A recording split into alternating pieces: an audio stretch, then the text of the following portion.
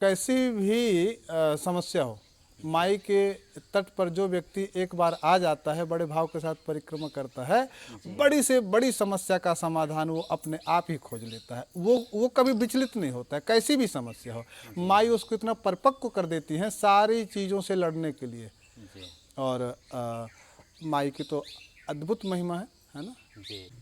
नर्मदे हर। साथियों, मैं आपका दोस्त मुकेश संत कृपा टीवी में फिर से एक बार स्वागत करता हूँ। साथियों, ये माँ नर्मदा के परिक्रमा में अनेक साधु संत का दर्शन मैया की कृपा से होते आ रहे हैं।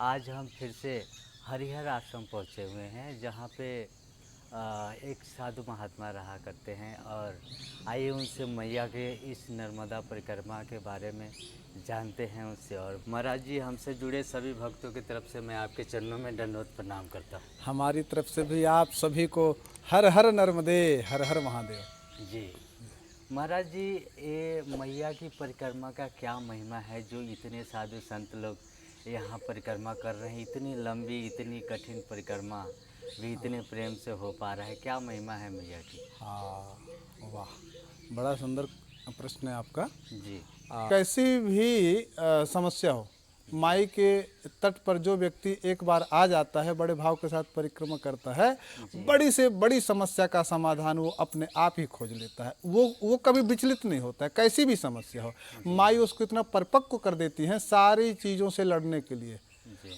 और माई की तो अद्भुत महिमा है ना। जी। तो महाराज जी, ये परिक्रमा के दौरान क्या क्या ध्यान रखना चाहिए और क्या नियम का पालन करना चाहिए?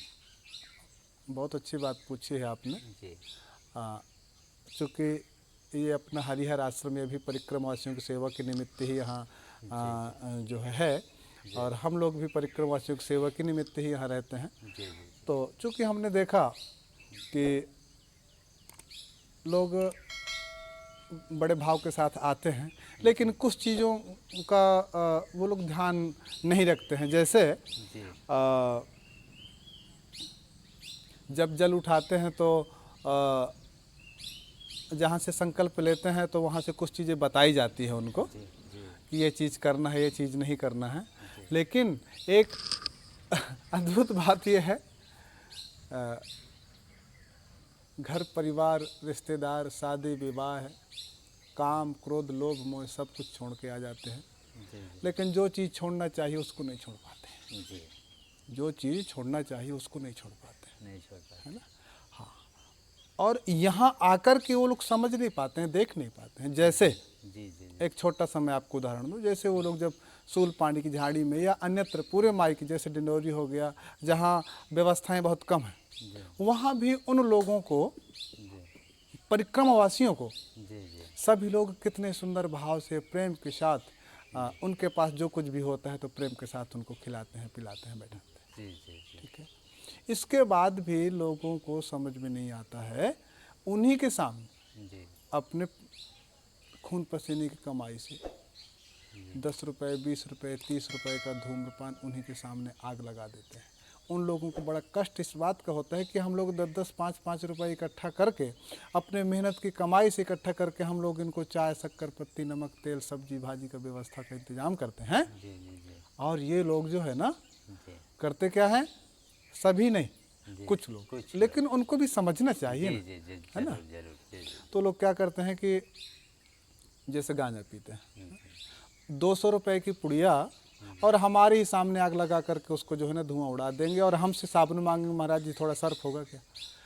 तो उनके कपड़े मैले गंदे रहेंगे, 10 रुपए का साबुन सर्फ नहीं रखेंगे, लेकिन 200 रुपए गांजे की पुड़िया उनकी जेब में रहेगी। रहेगी।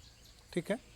जो व्यक्ति बीड़ी पीते हैं तो माई के तट पर सुबह से शाम तक इतनी बीड़ी पीते हैं, 30 रुपए का एक बंडल मिलता है बीड़ी का। जी, जी, जी, और जो लोग बीड़ी पीते हैं उसको शाम तक उनको जो है ना, उनका एक बंडल खत्म हो जाता है। खत्म हो जाता अब माई के तट की महिमा परिक्रमवासियों से जब लोग देखते हैं, हाँ ये देखिए कितने सुंदर परिक्रमवासी, तो हमारे कारण, परिक्रमवासियों के कारण माई की तट की महिमा का जो है ना, लोगों को ये जो जानकारी होती है कि माई की क्या महिमा है। जी, लेकिन परिक्रमवासी इस बात का ना ध्यान करके माई के तट पर जो है ना, बीड़ी पीते हुए, तम्बाकू खाते हुए, और इतना ही नहीं, आप ये आश्रम का परिसर देख रहे हैं, जी, जी, जी, ये इतनी साफ सफाई हम लोग अपने मेहमानों के लिए, परिक्रमवासियों के लिए सब करके रखते हैं ना कि हमारे परिक्रमवासी आएंगे तो उनको सुंदर वातावरण मिले, उनको सुंदर आसन लगाने की हम व्यवस्था कितने बढ़िया से बढ़िया कर सकें।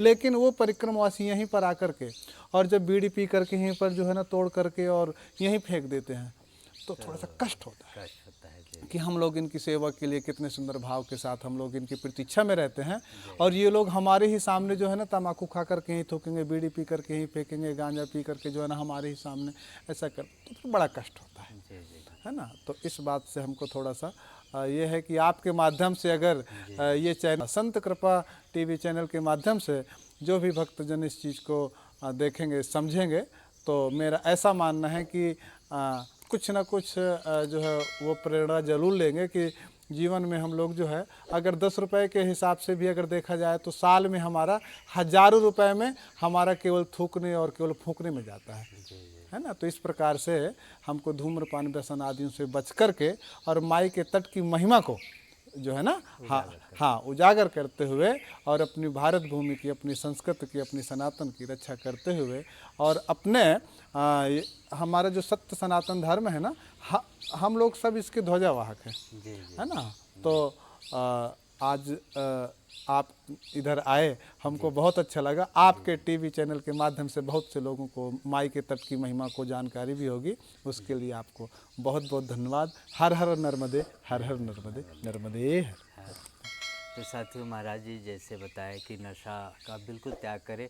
अगर आप कभी भी परिक्रमा में आते हैं तो आप साधु संतों का मन का कष्ट को समझिए, बिना कहे आप इस बात का ध्यान रखें कि कभी भी परिक्रमा के दौरान नशा ना करें। और नशा करने से हमारे सेहत पे भी बहुत हानिकारक होता है, नुकसान पहुंचता है। और ये जीवन हमें नशा करने के लिए नहीं, नशा ही करना है तो हरि का नाम का करें और भगवान के रूप और लीला का नशा करें, ताकि आपके इस पावन जीवन को धन्य हो जाएगा, वो नाम धन्य कर देगा। और हमें साथियों ये जीवन नशा करने के लिए नहीं, कुछ अलग कर्म है जो साधु संतों के संगत में आएंगे तो आपको मालूम चलेगा कि ये मनुष्य जीवन हमें क्यों मिला है और इससे क्या करना है। तो हम आशा करते हैं ये वीडियो आपको अच्छा लगा हो। अगर अच्छा लगे हो तो अपने भाइयों से, अपने मित्रों से शेयर करें ताकि माँ की महिमा के बारे में वो भी जान सके। हम फिर मिलेंगे किसी अगले साधु संत महात्मा के साथ में। जब तक के लिए नर्मदे हर। और महाराज जी आपसे मिलके हमें बहुत अच्छा लगा।